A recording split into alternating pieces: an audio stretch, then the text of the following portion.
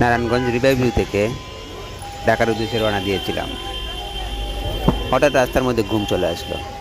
ঘুম ভেঙে দেখি জ্যামের মধ্যে পড়ে আছি, কিন্তু কোন জায়গায় যে জ্যামে পড়েছি সেটা বুঝতে পারলাম না। ঘুম ঘুম ভাব তো এখনো,